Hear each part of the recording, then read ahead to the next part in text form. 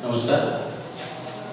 ये दूसरी क्लास है जो ग्रेड 2 के लिए। फिर से हम चलते हैं माँ मुझे आने दे कविता पाठ।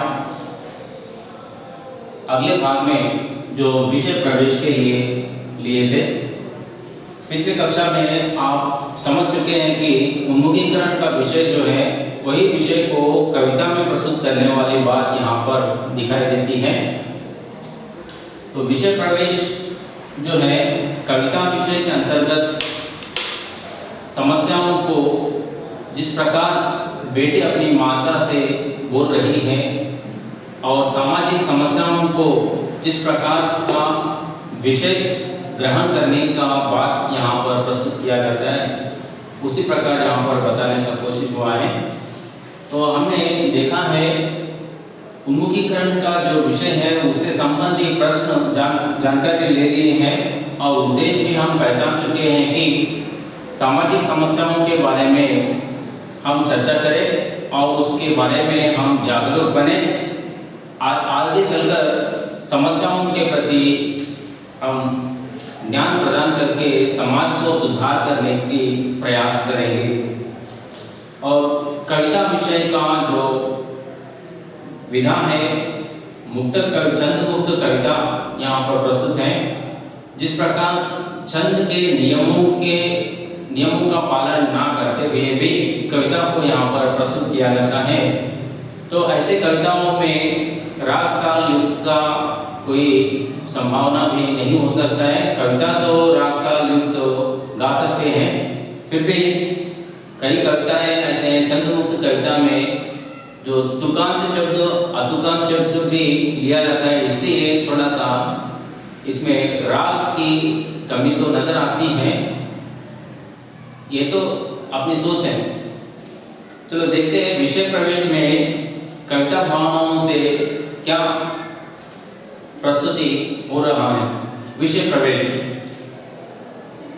तो विषय प्रवेश में हमें यह ज्ञान मिलता है कि स्त्री पुरुष इस समाज में दोनों भी समान महत्व रखते हैं। जैसे अपने पाठ्य पुस्तक में बताया गया है, विषय प्रवेश एक बार मैं पढ़ूंगा और साथ ही साथ उसके बारे में जानकारी लेंगे।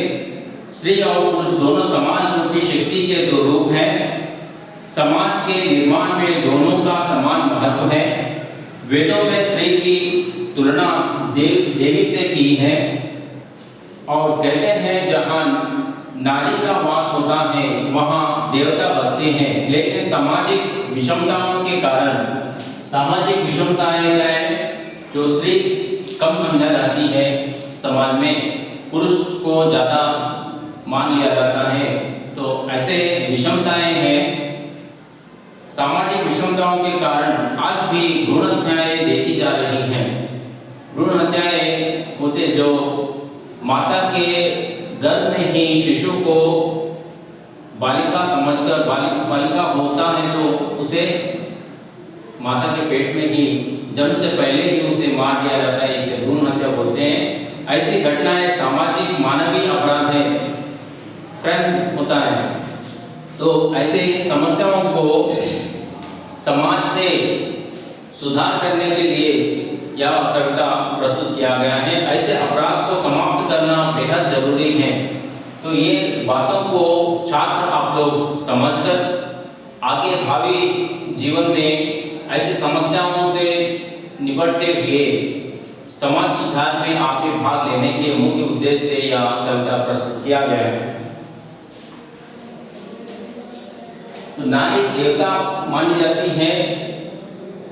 वेदों में पुराणों में भी भारतीय संस्कृति है जो नारी को देवता मानते हैं। जहाँ पर स्त्री की मान्यता देते हैं, स्त्री को जिस प्रकार पूजा जाता है वहाँ पर सभी माहौल खुशनुमा बना रहता है। तो यही हमारी भारतीय संस्कृति है। तो धर्म को यहाँ पर नहीं लिया जाता है। कोई भी धर्म के स्त्री हो, कोई किसी भी धर्म के स्त्री हो, उसे हम अपने माता के समान मानते हैं और यही हमारी संस्कृति हमें सिखाती है। जहाँ पर स्त्री की पूजा की जाती है वही भारतीय संस्कृति विश्व भर में प्रसिद्ध बनी हुई है। तो सामाजिक विषमता, जिस प्रकार स्त्री और पुरुष अलग अलग समझे जाते हैं और स्त्री कम और पुरुष ज़्यादा ऐसी भावना रखते हैं, तो ये गलत बात है। समाज का निर्माण दोनों के मिलन से ही होता है। जहाँ पर स्त्री नहीं है तो समाज की कल्पना भी अधूरी है। तो भ्रूण हत्या, जब माता के कोख में जन्म लेने वाली शिशु बालिका हो तो उसे मार दिया जाना बहुत ही बड़ा पाप होता है। यहाँ मानवीय अपराध और प्रेम समझा जाता है, ये नहीं किया जाना चाहिए। तो कविता विषय है। कविता का जिस प्रकार कविता वाचन होता है, जैसे आदर्श वाचन अध्यापक के द्वारा होता है, उसके बाद आप लोग छात्र अनुकरण करते हैं और जिनके पास जो पाठ्य पुस्तक का सहारा ले सकते हैं और अपना यहाँ पर प्रस्तुत किया जाने वाला कविता वाचन से भी आप लोग सीख सकते हैं। देखिए कविता वाचन। माँ मुझे आने दे। माता के पेट में पलने वाली शिशु माता से कहती है, ऐसी भावना कल्पना करती हुई अपने कवित्री मृदु जोशी जी कविता भावनाओं को यहाँ पर प्रस्तुत करती हैं। कविता है, माँ मुझे आने दे, डर मत आने दे, फैलूंगी तेरे आंगन में हरियाली बनकर, लिपटूंगी तेरे आंचल में खुशबू बनकर, मेरे गिलक और टुमकते कदमों में घर का सन्नाटा बिखर जाएगा, जो बसना है पिता का दम, भाई की उद्दंडता के कारण सदियों से। जिस प्रकार कविता वाचन में तुकांत अतुकांत शब्द भी प्रयोग हुए हैं और ये मुक्तक छंद मुक्त कविता इस प्रकार गाने की विधि है। तो कविता इस प्रकार गाते हैं और आगे चलकर जिस प्रकार की कविता वाचन में और भी आगे पंक्तियां हैं, बोलने पे तो कठिनाई समझने लगते हैं, लेकिन यहाँ छंद मुक्त कविता होने के उद्देश्य में कई सारे शब्द जोड़कर वाक्य को लिखा गया है। आगे देखिए, भाई की उद्दंडता के कारण सदियों से पोंछ दूंगी अंधेरा, जो तेरे माथे की सिलवटों में सिमटा है, कभी कभी झर जाता है ओस की बूंदों सा, आंखों की कोरों से आने तो दे, धुल जाएगा सारा का सारा रुखीला एहसास, अकड़ीला मिजाज जो चिपका है बंद खिड़की बंद घर की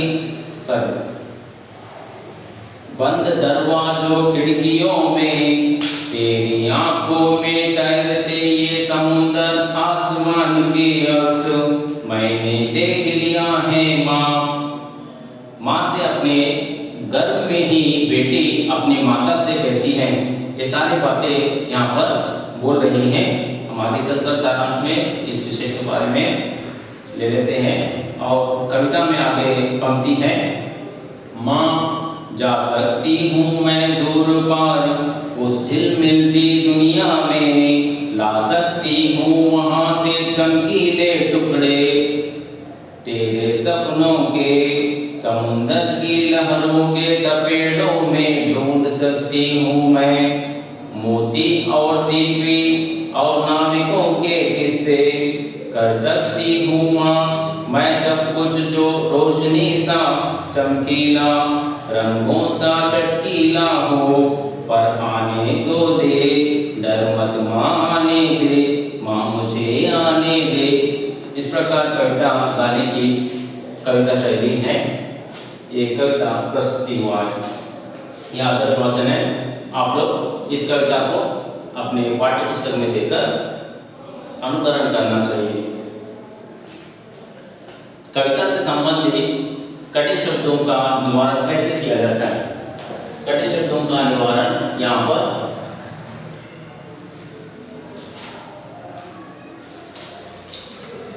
कठिन शब्दों का निवारण यहाँ पर किया जाता है।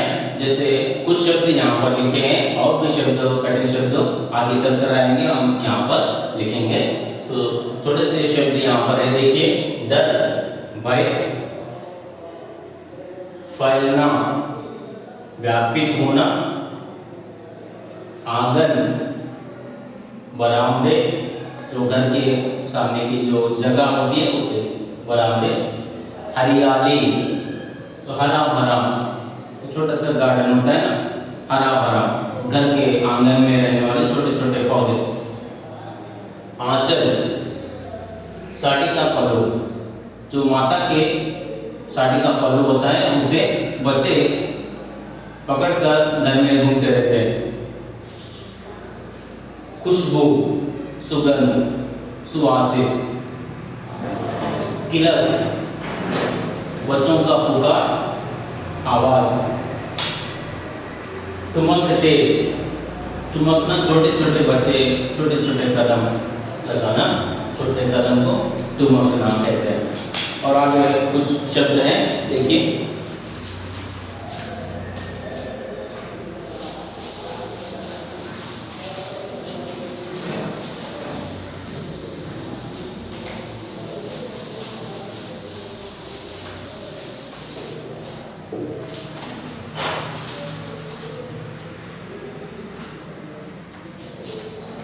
सन्नाटा,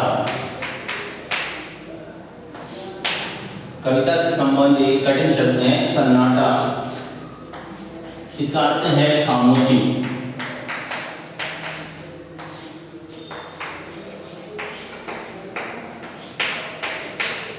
चुप रहना, बिखरना,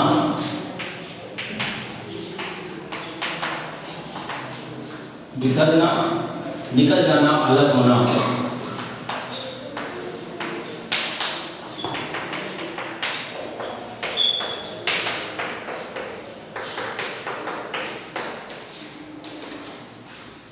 पसरा, फैला हुआ,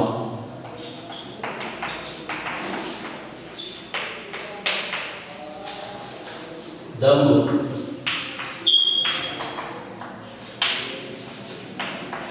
गर्व, अहंकार, अहम, उद्दंडता,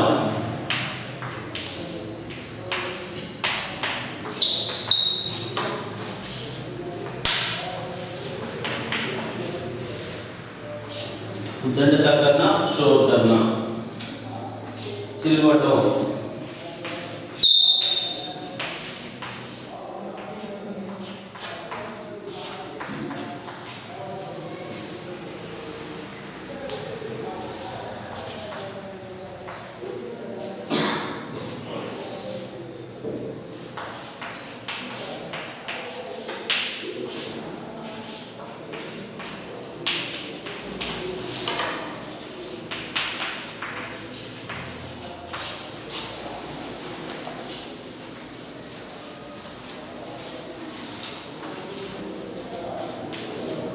और भी कुछ शब्द हैं।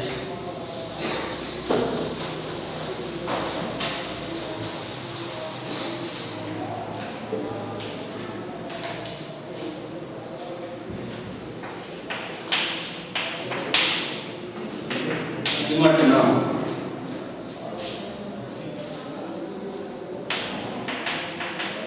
लगा हुआ, झरना, जल जाना, बहना, बह जाना, प्रवाहित होना, ओस, ओस की बूंद,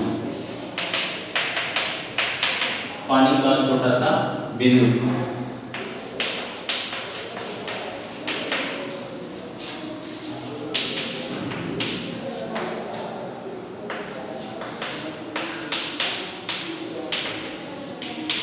इनका कर्म भी बोल सकते हैं। मिजाज,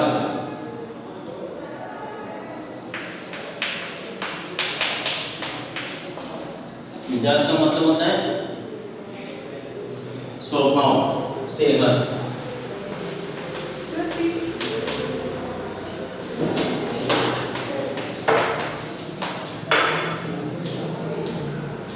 रुखीला,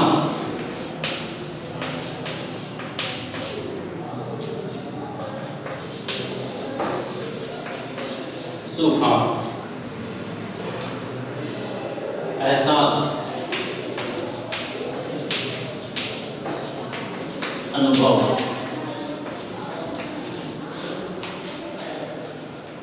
ये कविता संबंधी जो कठिन शब्द आप देख चुके हैं, और भी इन कठिन शब्दों से वाक्य निर्माण कर सकते हैं। और इन कविता विषय से जो शब्द भंडार है, उन शब्द भंडार में किस प्रकार के और भी कुछ शब्द हैं, जैसे पुनरुक्ति शब्द कहलाते हैं, युग्म शब्द कहलाता है, तत्सम तद्भव शब्द, ये भाषा संबंधी और भी कुछ बातें हम कविता वाचन सारांश के बाद और भी आपको प्रस्तुत करते हैं।